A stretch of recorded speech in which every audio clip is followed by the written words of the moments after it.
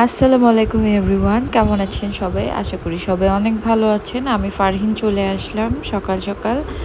আজকে আমাদের ঘুম থেকে উঠতে অনেক দেরি হয়ে গেছে। আমি একটু চা বসিয়ে দিয়েছি।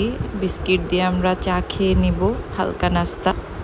আমার হেল্পিং হ্যান্ড রুবি আপা, ওনাকে দিয়ে আমি সকাল সকাল একটু পেঁপে কাটিয়ে নিচ্ছি। বাচ্চাদের জন্য, শরীরের জন্য পেঁপে অনেক ভালো। আমার বাচ্চারা পেঁপে খেতে অনেক ভালোবাসে। ওরা আমড়া খেতেও অনেক ভালোবাসে, তাই আমি রুবি আপাকে দিয়ে অল্প করে একটু আমড়া কাটিয়ে নিচ্ছি। এগুলো ওদেরকে নাস্তার পর পর আমি খেতে দিব। এর জন্য আমার হাজবেন্ড আর আমার বাচ্চারা টক খেতে এত ভালোবাসে, কি বলবো। এদিকে আমার চা হয়ে গেছে, আমি চা নিয়ে চলে আসলাম সকাল সকাল। ধোয়া ওঠা গরম গরম চা খেতে কার না ভালো লাগে। আমি চাগুলো ঢেলে নিচ্ছি। আমরা এখন ছোট পরিসরে নাস্তাটা করে নিব। এখানে রান্নার সময় হয়ে যাচ্ছে। বাচ্চারা বসে আছে নাস্তা করার জন্য। ওদেরকে নিয়ে এখন সবাই একসাথে নাস্তাটা শুরু করে দিব। এই তো একটু ভিডিও করে নিচ্ছি সব কিছু একসাথে। দেখতে খুব সুন্দর লাগছিল আসলে। এই টোস্ট বিস্কিটগুলো চা দিয়ে খেতে আমাদের অনেক ভালো লাগে। এই তো শুরু করে দিলাম সবাই নাস্তা করা। বাচ্চারা বিস্কিট দিয়ে চা দিয়ে খাচ্ছে। আপনাদের ভাইয়া আর আমিও এখন খাবো। এইদিকে রুবি আপা জালি কাটছে। আজকে আমি জালি দিয়ে, মুসুরের ডাল দিয়ে, চিংড়ি মাছ দিয়ে আমাদের ফেনী নোয়াখালীর এই সাইডের লোকেরা একটা রান্না করে, সেই রান্নাটা করব। খেতে খুবই মজা, কি বলবো। যে একবার এই রান্না খেয়েছে সেই রান্নার ফ্যান হয়ে গেছে। আপা একে একে সব কিছু কেটে দিচ্ছে, ধনিয়া পাতা, কাঁচামরিচ, পেঁয়াজ সব কিছু একটা বাটিতে কেটে নিচ্ছে। আপার কাটাকাটিগুলো কিন্তু খুব সুন্দর। চিংড়ি মাছ কেটে নিয়েছে, এখন আমি মুরগি কাটিয়ে নিব। এখান থেকে চিকেন ফ্রাইয়ের জন্য মুরগি আলাদা করব, তরকারির জন্য আলাদা করব। আর হচ্ছে মুরগির যে ব্রেস্টের পিসটা, এটা আমি রেখে দিই আসলে চাউমিন অথবা পপকর্ন, চিকেন পপকর্ন, তারপর হচ্ছে চিকেন স্ট্রিপস এগুলো বানানোর জন্য। বিকেলে এক এক দিন এক একটা নাস্তা তৈরি করতে হয়, বাহিরের খাবার আমি দিই না বাচ্চাদেরকে। এই তো এখান থেকে তরকারি আর চিকেন ফ্রাইয়ের জন্য একটু আলাদা করে রাখবো। সব কিছু নিয়ে বসেছি। এখানে আমার মেয়েরা ব্লগ দেখছে, ইন্ডিয়ান দীপ আর গুনগুন, মেবি মেয়েটার নাম। ওদের ব্লগ দেখতে আমার বাচ্চারা অনেক পছন্দ করে। অনেক ফানি ফানি মজার মজার ভিডিও ওরা দেয়। আর এইদিকে এই তো ওরা বসে বসে কিভাবে দেখছে আপনাদেরকে একটু দেখাই। আর রুবি আপাকে খুঁজছিলাম, উনি কোথায়, ঘর ঝাড়ু দেওয়ার জন্য। এই তো উনি ঘর ঝাড়ু দিচ্ছে, আমি একটু পরে রান্নায় চলে যাব। আমার রান্নার সব কিছু নিয়ে গুছিয়ে এখন চলে এসেছি। ধপাধপ রান্নাটা শেষ করব, দেন গোসল করব, খাওয়া দাওয়া, বাচ্চাদের খাওয়া। এই তো আমি তেলে পেঁয়াজ দিয়ে দিলাম। এখন হচ্ছে এটাকে একটু ভেজে লাল লাল করে নিব। আমি সব সময় তরকারি রান্না করার সময় পেঁয়াজটাকে একটু ভেজে লাল লাল করে নিই। এখন চিংড়ি মাছগুলো দিয়ে দিব। চিংড়ি মাছটা দেওয়ার পর এটাকেও ভালো করে পেঁয়াজের সাথে, তেলের সাথে মিশিয়ে লাল লাল করে ভেজে মানে ইয়ে করে নিব। দেন আমি হলুদ, মরিচ, ধনিয়া, জিরা সব কিছু দিয়ে এটাকে একটু কষিয়ে নেব। ভালো করে একটু কষিয়ে নেব যেন কোনো কাঁচা স্মেল না থাকে। অল্প করে পানি দিয়ে দিব। এবার আমি কিছুক্ষণ ওয়েট করব। এখন হচ্ছে মুসুরের ডালটা আমি দিয়ে দিব। মুসুরের ডালটা দিয়ে ভালো করে আমি এটাকে নেড়ে দিব যেন এটা একদম ওয়েল কুক হয়। হ্যাঁ, এবার এটাকে আমি ঢাকনা দিয়ে কিছুক্ষণের জন্য ঢেকে রান্না করব। দেখুন কত সুন্দর লাগছে দেখতে রংটা। আমার তো মনে হয় এই সময় তুলে একটু খেয়ে ফেলি, কিন্তু কি আর করার, তরকারি তো রান্না শেষ করতে হবে। ও এখন আমি এটার মধ্যে একটু একটু করে জালিগুলো ধুয়ে রেখেছি, এখান থেকে সব দিয়ে দিব। জালিগুলো সবগুলো একসাথে আমি এখন এই ডাল, চিংড়ি আর পেঁয়াজ দিয়ে যে কষিয়ে রেখেছিলাম এটার মধ্যে দিয়ে দিচ্ছি। সবগুলো জালি আমি এক সাইজ করে ছোট ছোট করে কেটে নিয়েছি আপাকে দিয়ে। তো এই তো জালিগুলো এখন আমি এটার মধ্যে দিয়ে দিলাম। এখন এটাকে আমি ভালো করে নেড়ে চেড়ে দিব একদম নিচ থেকে উঠিয়ে উঠিয়ে, যেন কোথাও লেগে না থাকে। আর ডালগুলো, চিংড়ি মাছগুলো যেন ভালো করে জালির সাথে লেগে যায়, ওইভাবে আমি এটাকে সুন্দর করে নেড়ে দিব। দেখুন কি সুন্দর লাগছে দেখতে রঙটা।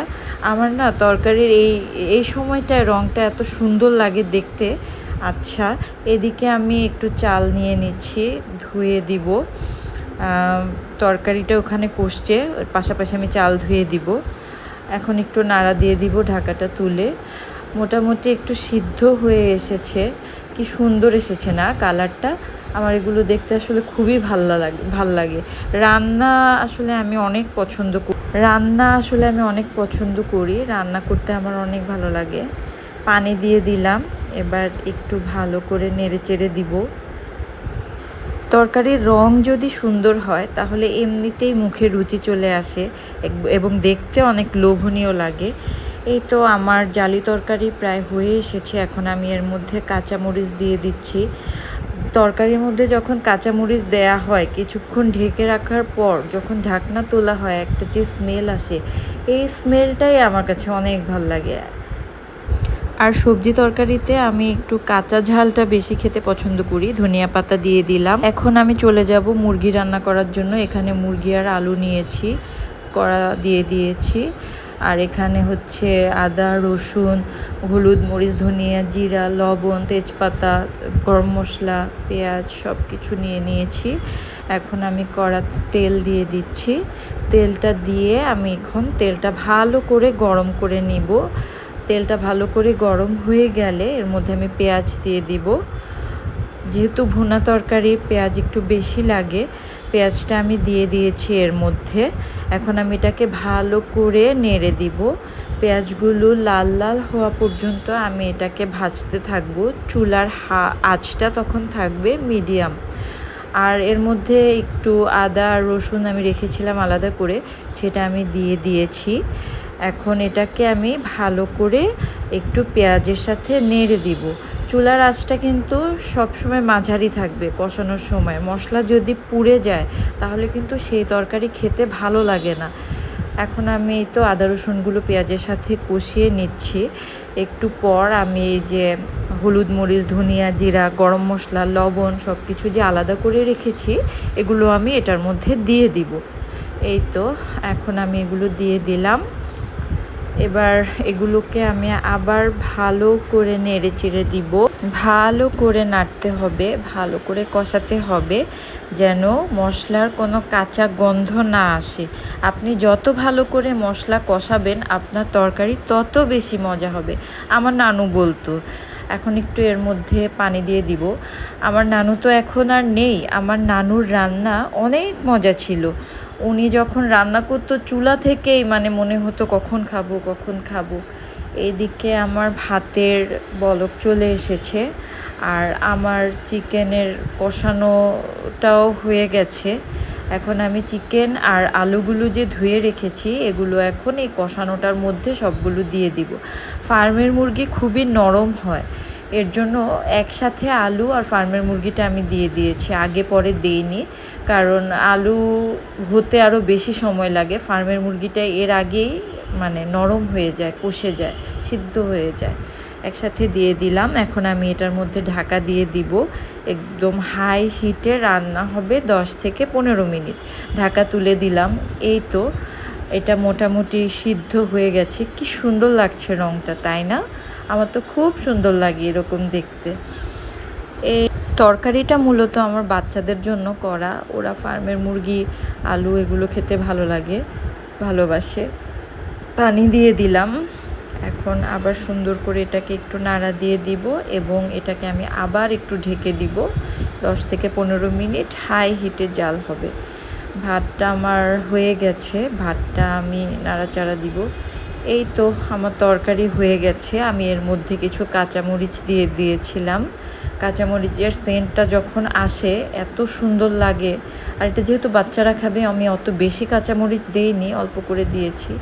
এদিকে আমার মেয়ে আরবি পড়ছে, ওর আরবি টিচার এসেছে। আমার ছোট বাচ্চাকে ওর বাবা গোসল করিয়ে দিয়েছে, ও ফ্রেশ হচ্ছে। আমিও চলে আসলাম গোসল করে। এই তো আমাদের খাবার দাবার রেডি। ভাত, কোরবানির গরুর মাংস, জালির সবজি, এখানে হচ্ছে চিকেন। এই তো আমরা খাচ্ছি, আপনারাও খেয়ে নিন। এই আমি খাচ্ছি, আপনাদের ভাইয়া খাচ্ছে, আমার মেয়ে সাফা ওর পাশে বসা, সায়রা। দোয়া